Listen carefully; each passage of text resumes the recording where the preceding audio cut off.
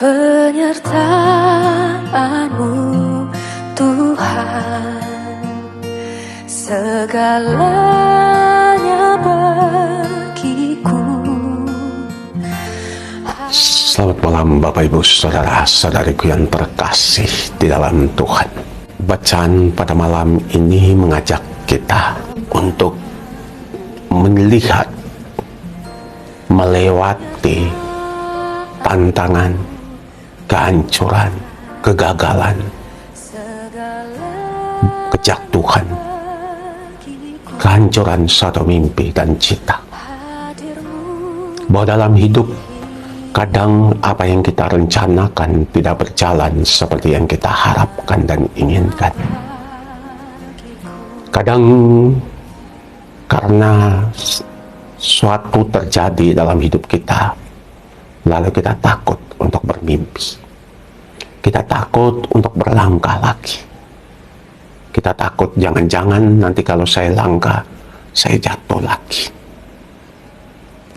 Ketakutan, kecemasan inilah yang seringkali membuat kita menutup diri kita, mengunci diri kita, menutup mata, telinga kita untuk mendengarkan nasihat orang. Untuk membuka mata kita untuk melihat ada begitu banyak tawaran-tawaran baru yang jauh lebih baik daripada sebelumnya. Kejatuhan itu kadang menjadi momen bagi kita untuk melihat pada pengalaman yang sudah kita jalani itu. Mungkin sudah saatnya kita berlangkah ke laut yang lebih dalam. Mungkin sudah saatnya kita mencoba mengarahkan perahu kita ke tempat yang lain. Mungkin sudah saatnya kita membidikkan senjata kita ke tempat yang lain. Mungkin selama ini kita membidik di tempat yang salah. Makanya bacaan hari ini mengajak kita untuk bangkit kembali. Bangkit kembali untuk melihat bahwa kelam tidak selamanya kelam. Bahwa mentari pagi pasti akan muncul. Kita cuma harus berhenti sejenak. Kita cuma harus menutup mata dan beristirahat. Untuk mengasuh, untuk menguatkan tubuh, pikiran, dan hati kita. Agar ketika mentari pagi bersinar, kita siap. Ketika kita berada dalam kegelapan, meskipun kita berdoa, meskipun kita berteriak, meskipun kita menangis sampai air mata berdarah, saat itu adalah saat gelap kita. Kita cuma perlu bertahan dan percaya bahwa pasti matahari pagi akan muncul. Para murid sesudah kematian Yesus dalam kematian begitu tragis, dalam kematian yang begitu memilukan, dalam satu kematian di mana Yesus dihukum mati sebagai seorang penjahat, disalibkan bersama penjahat-penjahat, bahkan dianggap dosanya lebih besar, kesalahannya lebih besar daripada seorang Barabas, seorang teroris. Mereka tidak tahu bagaimana mengumpulkan serpian-serpian kehancuran hati, mimpi, dan cita-cita mereka. Mereka menutup diri. Padahal Yesus sudah mengatakan kepada mereka bahwa dalam 3 hari dia akan bangkit kembali. Tetapi hati mereka terlalu pedih, perih. Kemarahan terhadap diri, terhadap dunia, dan mungkin terhadap Tuhan begitu besar. Kenapa Tuhan membiarkan itu terjadi pada seorang baik seperti Yesus? Mereka menutup diri. Makanya ketika Maria Magdalena yang telah melihat Yesus, telah berjumpa dengan Yesus, dan membawa pesan dari Yesus bahwa Yesus sudah bangkit, bahwa Yesus akan mendahului mereka ke Galilea, mereka tidak bergerak. Dikatakan dalam Injil, hati mereka begitu degil, hati mereka sudah menjadi batu. Ketika kegagalan, kematian, kesedihan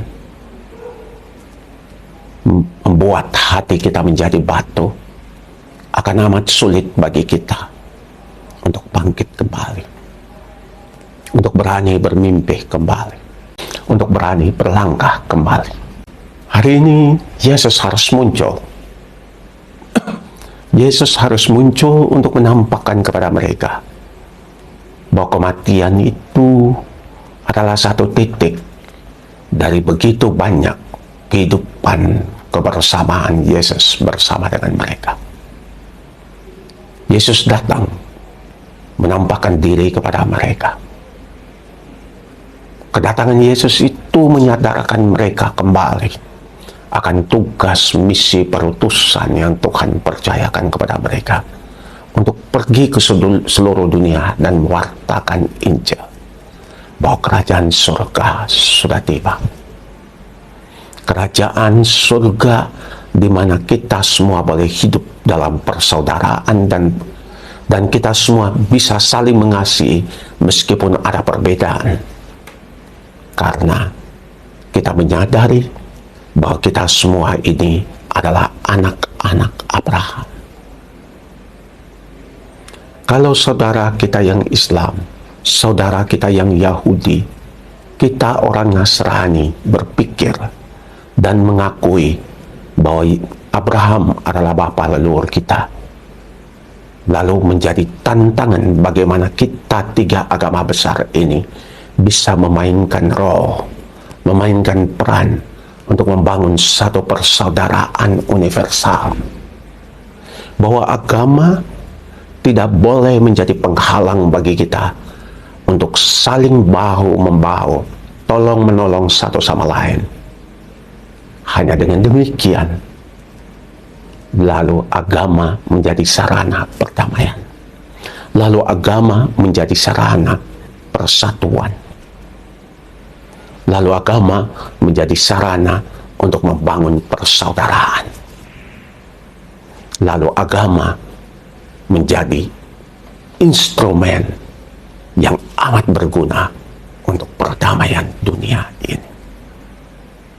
Di tengah perpecahan, di tengah pergolakan yang sering terjadi di berbagai belahan dunia, agama sering dipakai untuk saling menghancurkan satu sama lain.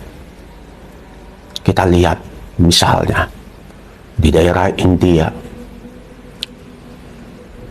orang Nasrani dan orang Islam bersatu melawan orang Hindu. Kita lihat ke arah Pakistan, orang Hindu bersama dengan orang Nasrani bersatu melawan Islam. Kita lihat di Palestina yang sedang terjadi saat ini, bagaimana orang Yahudi dan orang-orang yang Palestina yang notabene beragama Islam, beragama Nasrani dan Yahudi saling berperang satu sama lain. Dan kita lihat dalam pertarungan politik di Indonesia, bagaimana agama dipakai, bagaimana persoalan dua orang diangkat menjadi satu persoalan agama, bahkan persoalan ras dan suku. Misalnya, pemukulan terhadap seorang ustadz adalah persoalan pribadi antara dua orang, antara 3 orang, 4 orang. Tapi coba lihat diangkat menjadi permasalahan antara orang Batak dan orang-orang dari ustadz, antara orang Kristen dan orang Islam.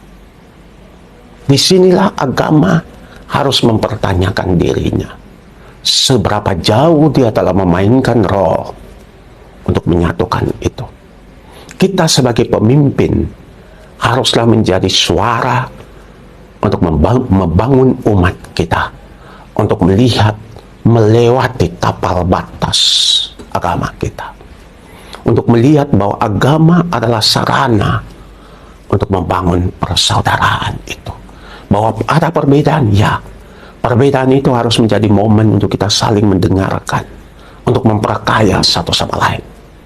Dan pada akhirnya, untuk duduk bersama sebagai saudara, lalu melihat bagaimana kita bisa bersama-sama membangun suatu peradaban yang lebih manusiawi. Kematian Yesus di kayu salib adalah kematian orang yang berbahasa berbeda, orang yang punya tradisi yang beda, orang yang punya agama yang beda, dan itu tidak diterima. Makanya kematian Yesus itu ditandai dengan hancurnya tembok pemisah genisah, sebagai simbol bahwa tidak boleh lagi ada tembok-tembok pembatas antara kita. Bahwa pada akhirnya toh kita ini adalah anak-anak Abraham. Pada akhirnya toh seluruh kemanusiaan, humanity adalah turunan dari Adam dan Hawa. Kalau kita berpikir demikian, lalu orang beragama lain, orang yang punya pandangan berbeda, bukanlah musuh, tetapi saudara yang harus kita dengarkan. Semoga Allah yang Maha Kuasa memberkati kita, Bapa, Putra, dan Roh Kudus. Segala